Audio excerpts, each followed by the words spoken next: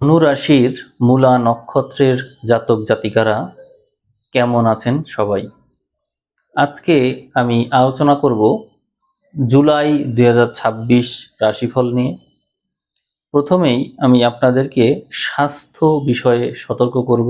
অর্থাৎ আমি এখানে কিছু তারিখ আইডেন্টিফাই করেছি, যে তারিখগুলোতে আপনারা খাবার দাবারের ব্যাপারে অবশ্যই সতর্ক থাকবেন। অর্থাৎ যেহেতু আমার এই ভিডিওগুলো সবচেয়ে বেশি দেখেন হচ্ছে একটু বয়স্ক বা মধ্য বয়সের পরবর্তী পর্যায়ে আছেন, এরকম শ্রেণীর মানুষই আপনারা বেশি দেখেন। তো আপনাদের জন্য তো থাকছেই, পরামর্শ তো থাকছেই, সাবধানতা থাকছেই, কিন্তু এটি আসলে সব শ্রেণীর মানুষেরই মেনে চলা উচিত, এই স্বাস্থ্য সতর্কতা।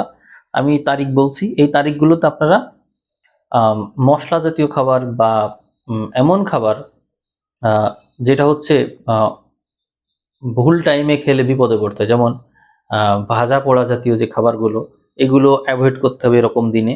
তারপর হচ্ছে একেবারে ভারী খাবার বা হচ্ছে মশলা জাতীয় খাবার, স্পাইসি ফুড, এই ধরনের খাবার এরকম দিনে অ্যাভয়েড করতে পারলে ভালো।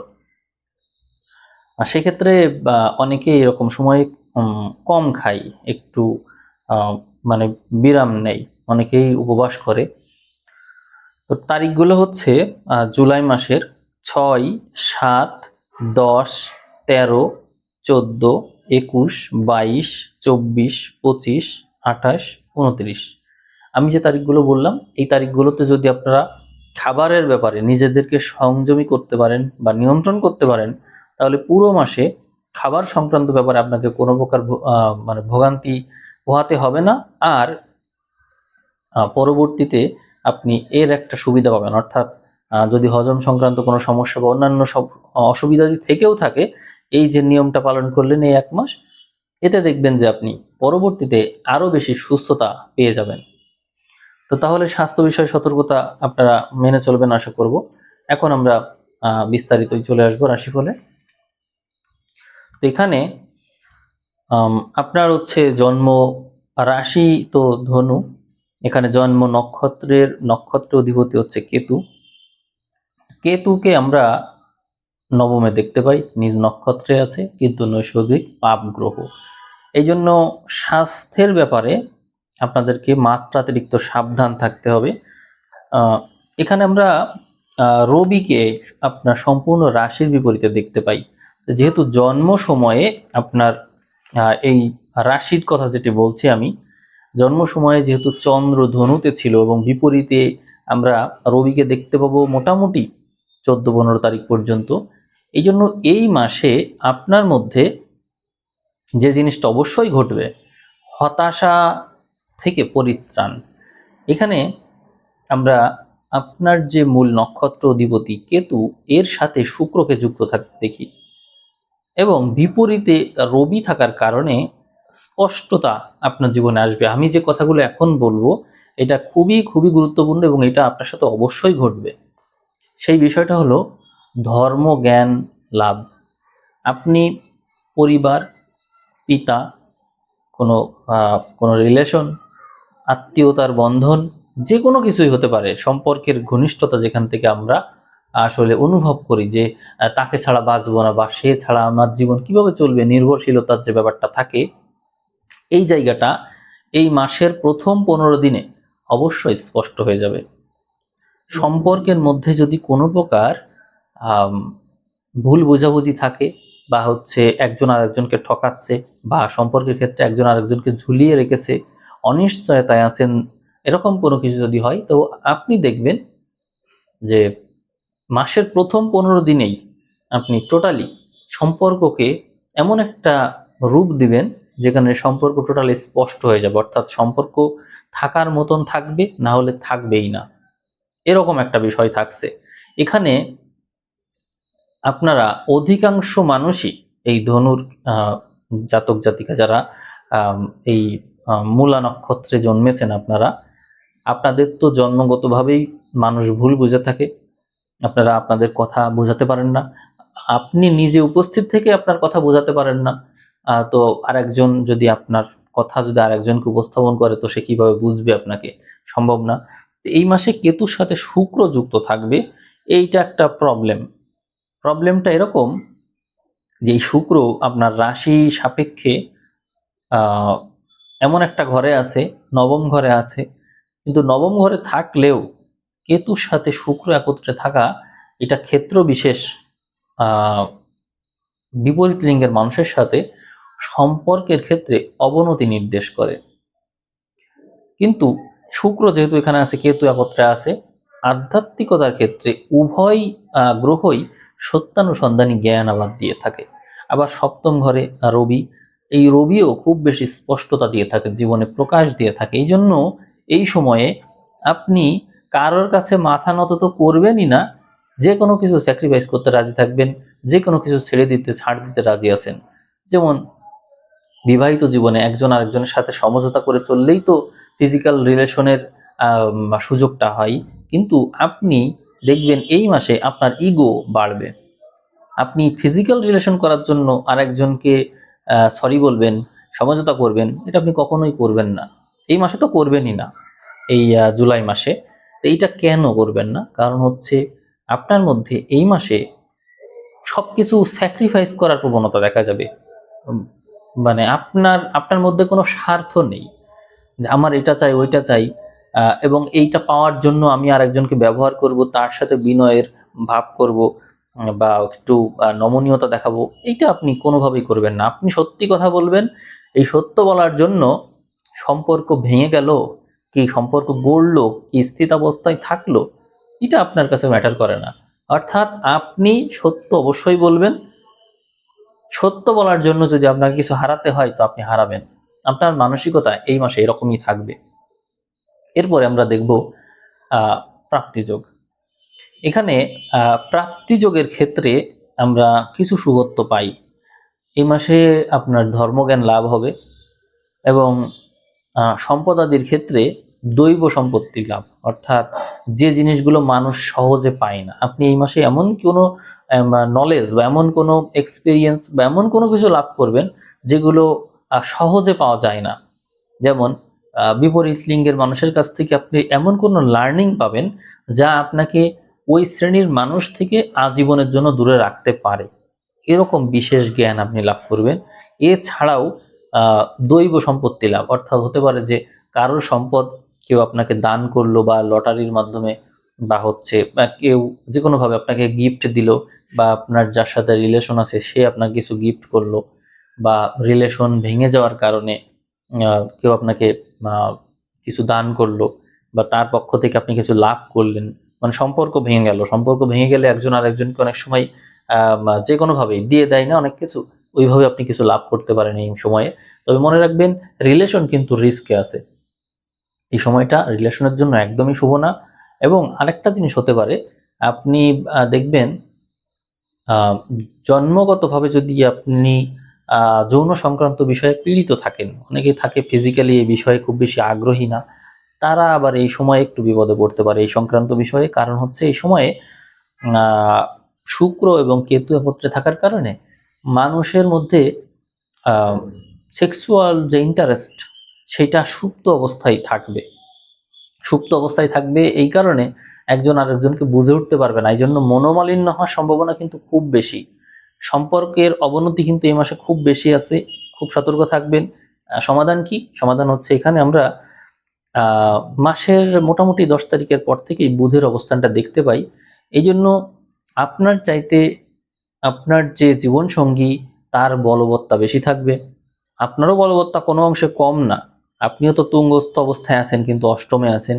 এই জন্য আসলে আপনার মধ্যে বাঁচার ইচ্ছাটা থাকবে না, জীবন সঙ্গীর প্রভাব মাত্রাতিরিক্ত বাড়বে, এবং সে খুব বেশি টেকনিক্যালি আচরণ করবে। তার কথাগুলো আপনার আপনার গায়ে খুব আঘাত করবে, মিস্ত্রির ছুরির মতো কাজ করবে।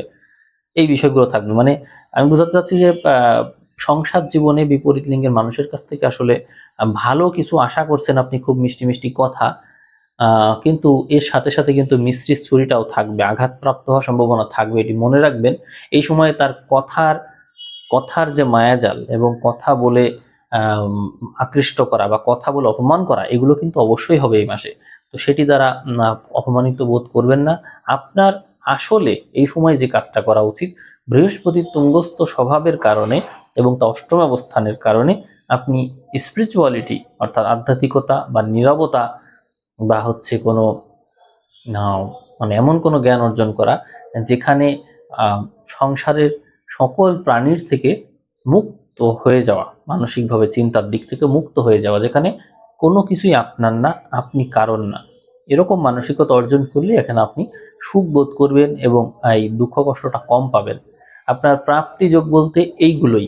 আর অর্থকড়ির ব্যাপারে বলবো যে অর্থকড়ির যোগটা খুব ভালো আছে, পিতার কাছ থেকে বিশেষ সুবিধা পেতে পারেন, এই সম্ভাবনাটা আছে। এছাড়াও ভাগ্যগতভাবে আপনি কোনো না কোনো এমন কিছু অর্জন করবেন যা দীর্ঘস্থায়ী হবে আপনার জন্য।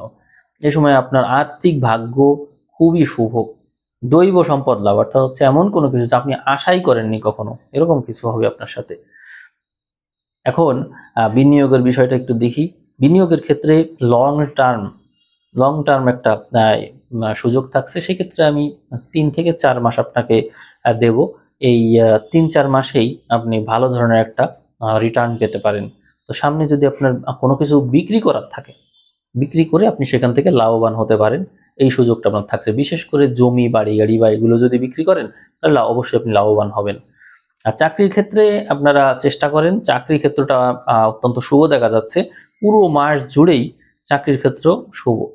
তো সেক্ষেত্রে আপনি আপনার মেধা খাটিয়ে ভালো করার সুযোগ পাচ্ছেন। চাকরির ক্ষেত্রে সাধারণত ডিফেন্স সংক্রান্ত বিষয় বা ভূমি সংক্রান্ত বিষয়, যেগুলোর সাথে সরাসরি শারীরিক পরিশ্রমটা বেশি জড়িত, হ্যাঁ, ব্যাংক সংক্রান্ত বিষয়, এগুলো ভালো থাকছে চাকরির বিষয়ে। সরকারি চাকরির যোগটাও কিন্তু এই সময় প্রবল আছে এবং এই সময় সাধারণত প্রশাসনিক যে চাকরিগুলো আছে, প্রশাসনিক পদ হোল্ড করতে হয়, এরকম চাকরিগুলো বেশি সুবিধা করতে পারবেন আপনারা অর্জনের ক্ষেত্রে। আর রিলেশনের বিষয়ে বলবো, রিলেশন এ সময় খুব বেশি শুভ না, রিলেশন ভেঙে যাওয়ার সম্ভাবনা অনেক বেশি। তো আপনারা সাবধান থাকবেন এই ব্যাপারে। এখানে আসলে আপনাকে দুঃখ পেতে হতে পারে, যেহেতু লগ্ন আপনার রাশির অধিপতি অষ্টমে এবং সপ্তম পতির বলবত্তা, পঞ্চম পতি দুর্বল এবং শুক্র কিন্তু একত্রে। এর থেকে স্পষ্ট বোঝা যায় যে আপনি যদি বিবাহিত হয়ে থাকেন তাহলে বিবাহিত জীবনে স্ত্রীর সাথে বনিবনা না হওয়ার কারণে, মনোমালিন্যের কারণে যেমন দুঃখ পাবেন, যদি শুধু রিলেশনে থাকেন তাহলে রিলেশন থেকে ভাঙনের কারণে, ব্রেকআপের কারণে কষ্ট পাবেন। আর যদি বিবাহিত হয়ে থাকেন তাহলে তো কষ্ট পাচ্ছেনই। আর আপনার যদি এমন হয় যে রিলেশন ছিল, ব্রেকআপ হয়েছে, আবার ফ্রি আছেন অর্থাৎ বিবাহ করবেন এরকম চিন্তা করছেন, তো সেক্ষেত্রে এই বিষয়টা থাকছে বটে, বিবাহ বিষয়ক ঘটনাবলী থাকছে বটে, কিন্তু প্রবলেম আছে। প্রবলেমটা হচ্ছে মিল হবে না, তাল মিল হবে না। দেখা যাবে যে মেয়ে পছন্দ হচ্ছে বা ছেলে পছন্দ হচ্ছে হচ্ছে না, এই সংক্রান্ত বিষয় নিয়ে আসলে কথা কাটাকাটির জের বা হচ্ছে এক পক্ষ আর এক পক্ষকে ভুল বুঝে নানা রকমের দুর্নামের ভাগে কিন্তু আপনি হতে পারেন। এই ব্যাপারে পুষ্টি বিচার না করে বা কনসালটেশন না নিয়ে আমি মনে করি না যে এই বিষয়ে আপনার বিয়ের ক্ষেত্রে এগোনো উচিত হবে। এখানে দেখবেন যে বিয়ে কিন্তু হতে চাইবে না, সেক্ষেত্রে দুর্নামের ভাগী হতে পারেন, কিন্তু সম্ভাবনা অনেক বেশি।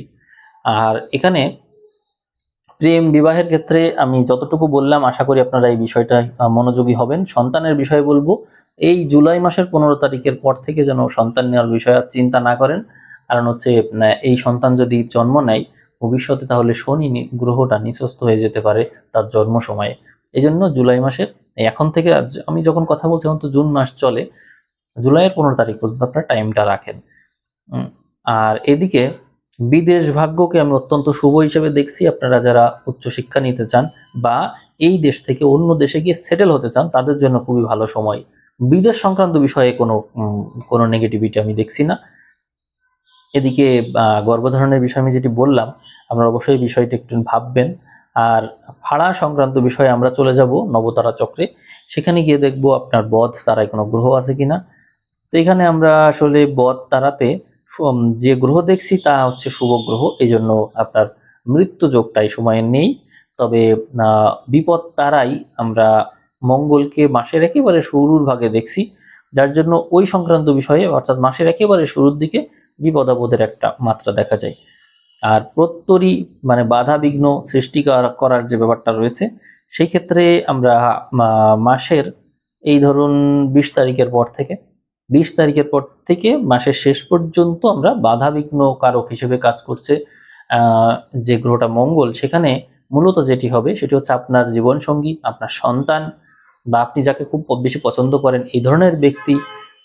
এরপরে আছে হচ্ছে আপনার যে বুদ্ধিমত্তা সেটি, এগুলো আপনার লাইফে বাধা হিসেবে কাজ করবে। আপনি চাকরি বাকরি করতে যাচ্ছেন, সেক্ষেত্রে ধরেন পরীক্ষা দিচ্ছেন, পরীক্ষার সময় ভুল করে ফেললেন তাড়াহুড়োর কারণে, বা হচ্ছে কোনো একটা জিনিস ঠিক মনেই পড়ছে না এরকম, বা আপনার যে প্রেমিক প্রেমিকা বা জীবনসঙ্গী যেই থাকুক, যাদেরকে আপনি খুব বেশি পছন্দ করেন, সে সন্তান হতে পারে, তাদের কথার কারণে বা তাদের কোনো আবদারের কারণে আপনি আপনার কোনো কাজে ঠিকমতো কনসেন্ট্রেশন দিতে পারবেন না। এই সময় আমরা পছন্দের মানুষের জন্য ঋণ করতে হয় এরকম একটা বিষয় দেখি। এবং এখানে আরেকটা বিষয় আছে যে আপনি যাদেরকে খুব বেশি পছন্দ করেন এই ধরনের ব্যক্তি এই সময়ে রোগে আক্রান্ত হতে পারে, এই সম্ভাবনা আছে, বা তাদের লাইফে স্ট্রাগলের মাত্রাটা বাড়তে পারে, এই সম্ভাবনাটা অনেক বেশি দেখি। আপনাদের এই সময় কিন্তু মাত্রাতিরিক্ত স্ট্রাগল থাকবে। স্ট্রাগলটা এরকম যে আপনি কঠিন পরিস্থিতিতে পড়ে ওখান থেকে উঠে চলে আসতে পারবেন, এই ভাগ্যটা কিন্তু আছে। আপনাকে বাধা দেওয়া হবে কিন্তু আপনি উঠে আসতে পারবেন বলে আমি মনে করি। এক্ষেত্রে আপনার রাজ্যকারী গ্রহ হিসাবে একটা গ্রহ হচ্ছে বুধ। এই বুধ গ্রহ এর দৃষ্টি সবসময় আপনি পাচ্ছেন, বিশেষ করে যে সময় দরকার তখন পাচ্ছেন। রবি এবং বুধ এই দুই গ্রহ মিলিয়েই আপনাকে একটা ভালো ব্যাকআপ দিয়ে দিচ্ছে পুরো মাস জুড়ে। এই জন্য আপনি যদি মাসের শুরুর অংশে যারা উচ্চ পর্যায়ের ব্যক্তি বা প্রবীণ বা জ্যেষ্ঠ এ ধরনের ব্যক্তিদের পরামর্শ নিয়ে চলেন তাহলে ভালো করবেন।